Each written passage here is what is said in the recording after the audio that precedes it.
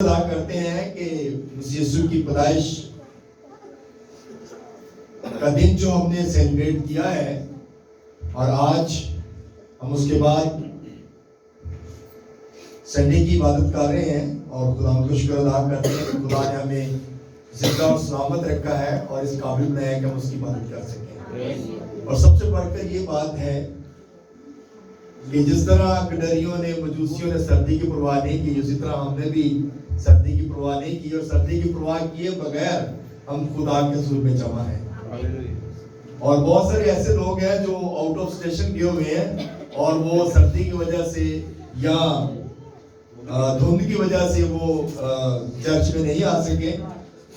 ظاہری بات ہے کہ جب ہم دور ہوتے ہیں پھر آنے میں بھی پرابلم ہوتی ہے، لیکن یہ بات ہے کہ جو لوگ خدا سے پیار کرتے ہیں ان کے اندر یہ لگن ضرور رہتی ہے کہ ہم خدا کی عبادت کریں، ہم خدا کے ساتھ ساتھ چلیں اور خدا کی محبت میں ہم قائم رہیں. تو آج جو خدا کا کلام ہے وہ اس کا جو ٹاپک ہے وہ ہے ولادت لاثانی. ولادت لاثانی. آج اس کے بارے میں تھوڑا سا سیکھیں گے کہ خدا ہمیں کیا سکھانا چاہتا ہے اور خدا ہمیں کیا بتانا چاہتا ہے اور خدا کس طرح خدا کی جو ولادت ہے، جو اس کی پیدائش ہے، وہ کیوں لاثانی ہے. آئیے اس کے بارے میں دیکھتے ہیں. روئے زمین پر انسان پیدا ہوتے ہیں. آپ اس بات کو جانتے ہیں کہ انسان جو پیدا ہوتا ہے اس کا طریقہ کار کچھ ڈیفرنٹ ہے. جو انسان پیدا ہوتے ہیں، خدا نے جب زمین اور آسمان کو بنا دیا اور اس کے بعد آدم اور حوا کو بنایا. آدم اور حوا کو بنانے کے بعد جو انسان کا پیدائشی عمل تھا وہ سب کا ایک ہی تھا، سیم تھا. سب کا عمل ایک ہی تھا کہ مرد اور عورت کی خواہش سے انسان پیدا ہوتا ہے. جاندار کسی طرح جتنے چرند پرند ہیں یا جانور ہیں سب ایک ہی عمل سے پیدا ہوتے تھے، لیکن ان سب میں سے جو مسیح یسوع کا جو پیدا ہونا تھا وہ ڈیفرنٹ تھا، اس لیے کہ خدا نے یسوع مسیح کی پیدائش کا دن ڈیفرنٹ کیا اور طریقہ کار ڈیفرنٹ کیا تاکہ جب یسوع مسیح دنیا میں آئے تو ہر جاندار اور ہر ایک انسان پہچان سکے کہ یہ مسیح یسوع ہے جو بغیر باپ کے پیدا ہوا ہے اور جو روح القدس کی قدرت سے دنیا میں آیا ہے وہ یہ ہے مسیح یسوع، اس کا نام ہے.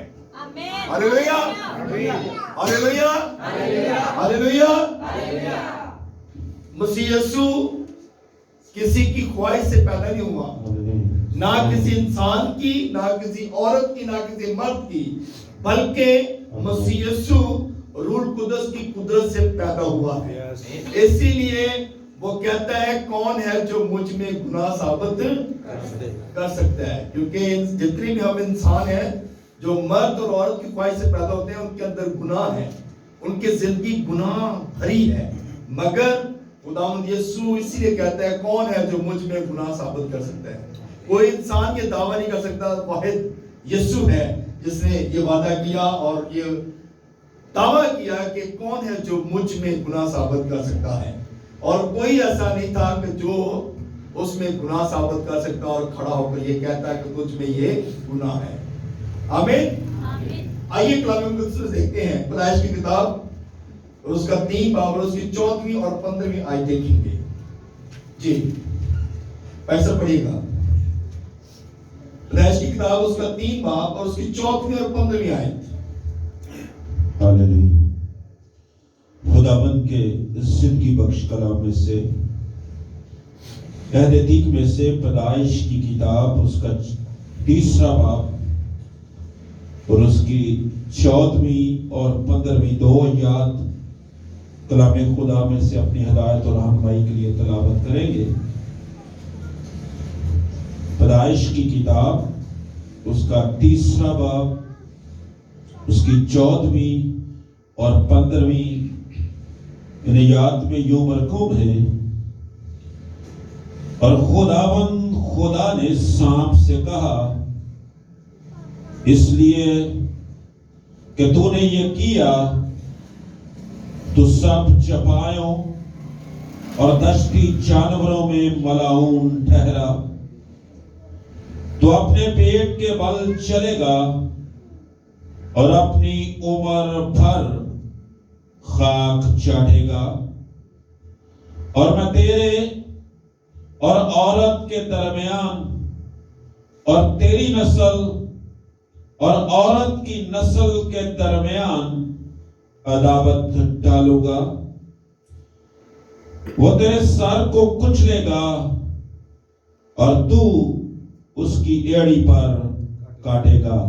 کلام خدا کا پڑھا اور سنا جانا ہم سبوں کے لیے باعث برکت ہو۔ سب کہیں آمین۔ سب لوگ بیٹھیں، تشریف رکھیں، سب لوگ بیٹھ جائیں۔ میرے عزیزو، خدا کا کلام میں سے جو آج خدا کا کلام ہمارے رہنمائی کے لیے ہے، جو خدا کا کلام آج ہم نے سنا ہے، خدا کا کلام میں سے ہم نے دیکھا اور خدا نے سانپ سے کہا کہ تو نے یہ کیا اس لیے میں تیرے اور عورت کی نسل کے درمیان کیا کروں گا؟ عداوت کروں گا، اور عداوت اس طرح ہوگی کہ تو انسان کی ایڑی پر کاٹے گا پر وہ تیرے سر کو کیا کرے گا؟ کچلے گا۔ آج بھی عداوت قائم ہے، آج بھی مسیح یسوع نے بے شک ہمارے لیے جان دے دی، اپنا خون بہایا ہے، صلیب پر جان دی ہے، ہاتھ اور پاؤں میں کیل لگوائے ہیں، کانٹوں کا تاج پہنا ہے۔ اس نے اس سانپ کے سر کو، اس ابلیس کے سر کو کچلا ہے، مگر عداوت پھر بھی قائم ہے۔ آج بھی ابلیس کام اپنا کر رہا ہے، اور ابلیس جو ہے وہ اپنے ہتھ کنڈے جو ہے وہ قائم رکھتا ہے اور وہ ہٹتا نہیں ہے۔ ہم نے اس بات کو پہچاننا ہے، ہم نے اس بات کی پرکھ کرنی ہے، کیا ابلیس میری زندگی میں کام تو نہیں کر رہا؟ اگر ہم اس بات کو جان جائیں گے تو پھر ہم اس کے سر کو کچلیں گے، پھر ہم اس پر غالب آئیں گے، اور پھر ہمارا خدا ہمیں قوت طاقت سے بھر دے گا۔ مگر جب ہم اس کے تابع ہو جائیں گے تو پھر ہم ابلیس کے کام کریں گے۔ آج بھی بہت سارے لوگ ایسے ہیں جو ابلیس کے تابع ہیں اور وہ اپنے آپ کو ان چیزوں سے نکالنا نہیں چاہتے، اور جب ان چیزوں سے نکلیں گے تو پھر ہم برکت پائیں گے، پھر ہماری زندگیوں میں برکت ہوگی، کیونکہ اگر مسیح یسوع نے سر کو کچلا ہے تو وہ کس کے لیے؟ انسان کے لیے، تاکہ انسان ان ساری چیزوں سے آزاد ہو سکے۔ اسی لیے میرے عزیزو، ابلیس نہیں چاہتا کہ ہم خدا کے بیٹے اور بیٹیاں بنیں، ابلیس نہیں چاہتا کہ ہم اس کی پیروی کریں، ابلیس چاہتا ہے کہ یہ گنہگار شخص ہیں، یہ گنہگار لوگ ہیں اور گناہ میں ہی مر جائیں۔ خدا نہیں چاہتا کہ انسان جو پیدا ہوا ہے وہ گناہ میں تو پیدا ہوا ہے لیکن وہ گنہگار نہ بنے، خدا یہ نہیں چاہتا۔ میرے عزیزو، اگر آپ پیدائش کی کتاب پڑھتے ہیں اس کا 22واں باب اور اس کی 18ویں آیت پیسہ پڑھیے گا، 22 باب اور اس کی 18ویں آیت، یہاں پر برکت کا وعدہ کیا گیا ہے۔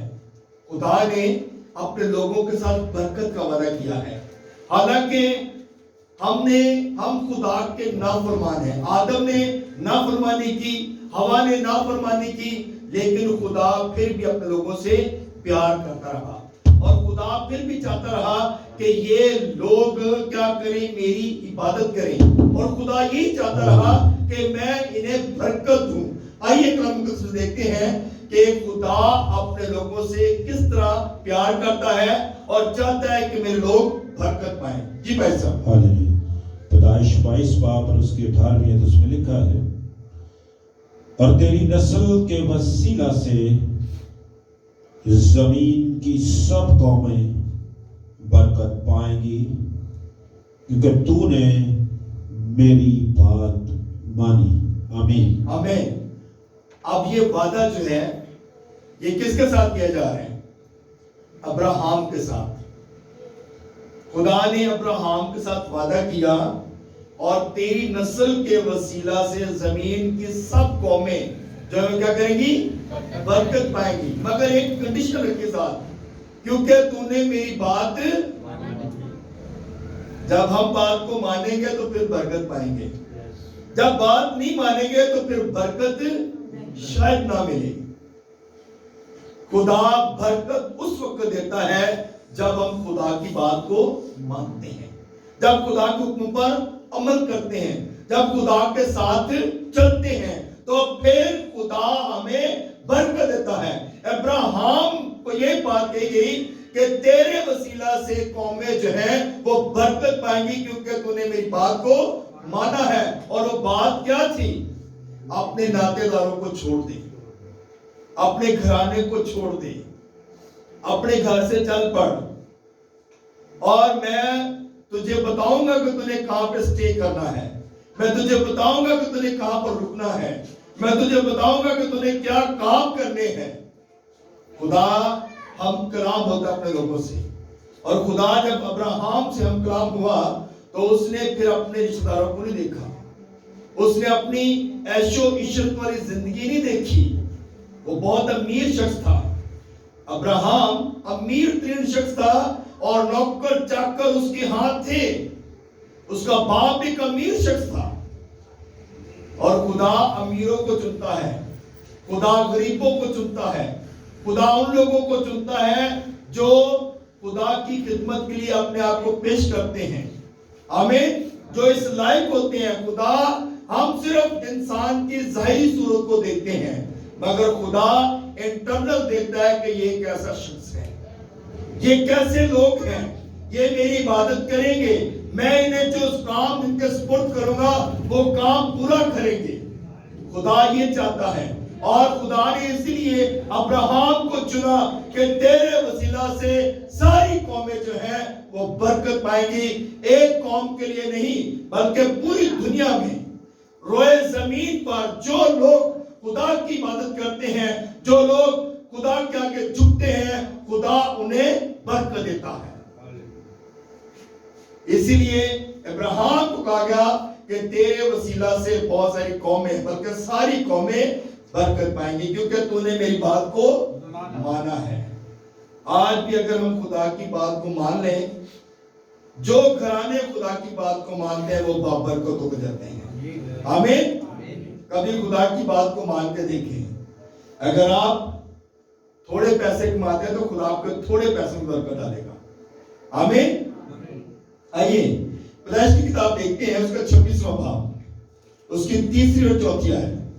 خدا نے صرف ایک بندہ کے ساتھ ہی وعدہ نہیں کیا بلکہ اس کی نسل کے ساتھ وعدہ کیا ہے. جی پڑھیے گا پیسہ.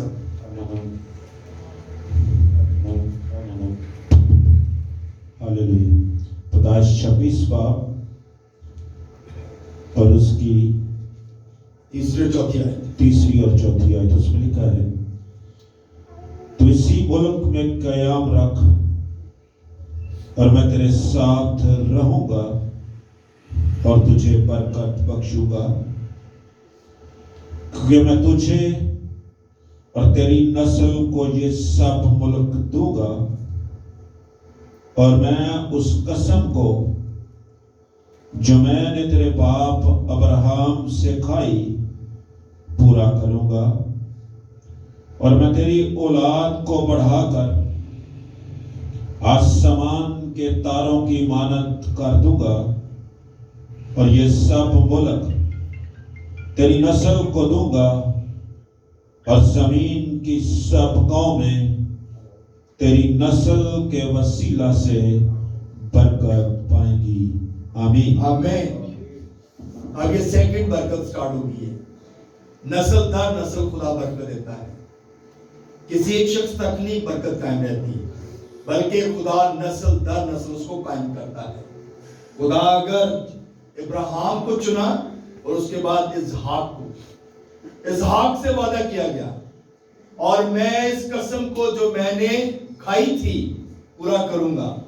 اور خدا نے کہا تھا کہ یہ ساری برکتیں میں تجھے دوں گا, تیری نسل کو دوں گا, تمام لوگوں کو دوں گا, تمام قوموں کو برکت دوں گا جو تیرے حضور, جو تیرے ساتھ چلیں گے, اور میں تیرے باپ اور تیرے باپ کے باپ کی بدولت جو ہے وہ برکت دوں گا. تو میرے عزیزو, خدا جو ہے وہ وعدوں کا سچا خدا ہے. خدا جو وعدہ کر دیتا ہے وہ پورا کرتا ہے. خدا ایک ہی جگہ پہ قائم نہیں رہتا بلکہ ہر بات میں خدا وعدے کو پورا کرتا ہے. آمین. خدا جو بھی وعدہ کرتا ہے اس کو پورا کرتا ہے. اور اس نے کہا کہ قومیں تیرے وسیلہ سے برکت پائیں گی, بلکہ پھر آگے کہا گیا کہ جو میں نے تیرے باپ ابراہیم کے ساتھ وعدہ کیا تھا وہی بات میں اب تیرے ساتھ پورا کرتا ہوں. آمین. تو میرے عزیزو, ہمیں اس بات پہ ایمان رکھنا ہے کہ یسوع مسیح کا آنا ایک بابرکت بات ہے. مسیح یسوع دنیا میں اسی لیے آئے تاکہ وہ پوری بات جو شریعت کی بات ہے اس کو پورا کر سکیں. آئیے میرے ساتھ نکالیے گا پیدائش 28 باب.